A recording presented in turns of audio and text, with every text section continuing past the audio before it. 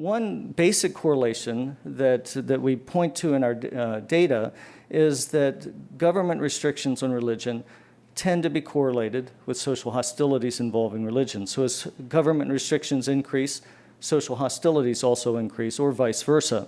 So there's a clear correlation in the data between these, and as Monica said at the beginning, correlation is not causation, but we do see an association.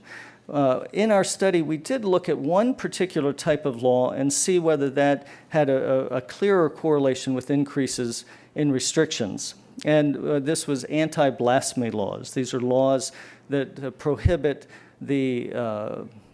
blasphemy, speaking something negative about God or the divine, apostasy, that's leaving your faith, or criticisms of religion or defamation of religion. And we found that in countries that have these types of laws, there are 59 countries worldwide that have these types of laws, that they're often put forth as a way to help control social tension.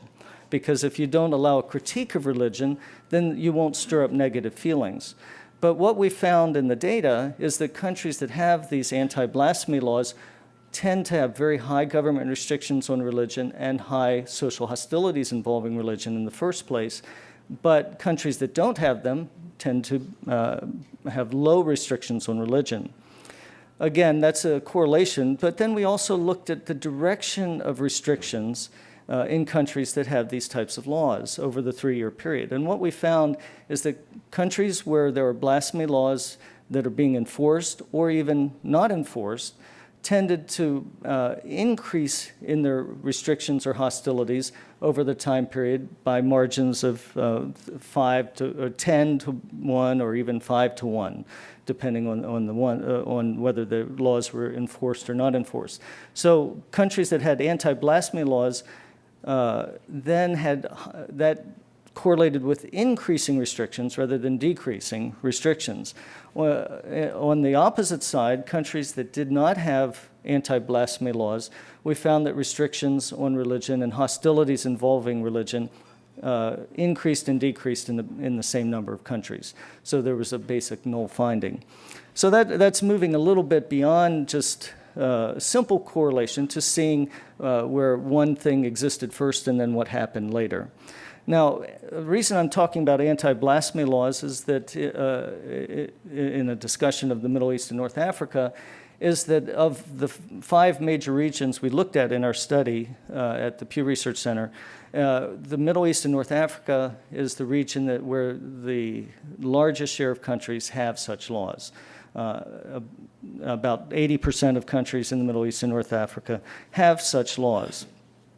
And in some of the, just to give one anecdote, in the aftermath of Arab Spring, Tunisia's anti-blasphemy law, or blasphemy law, was put into effect, and they arrested a producer who was making some programs that were deemed offensive. And during his trial, some supporters came out to support him in his perspective, and then that resulted in scuffles and mob violence outside the courtroom. And again, this is just one anecdote showing that when you have such laws, that creates additional tensions and people will tend to fight over them. So looking at some global correlates of anti-blasphemy laws, what we find is that globally, the governments that have such laws are 75% of governments with such laws will use force against religious, or have used force against religious groups, compared with just 43% in the world.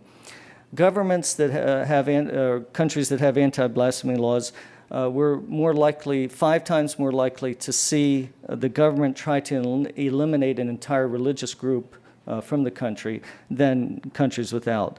Mob violence is twice as likely to occur in countries with anti-blasphemy laws, and the harassment of women is 5 times more likely to occur in countries where anti-blasphemy laws exist.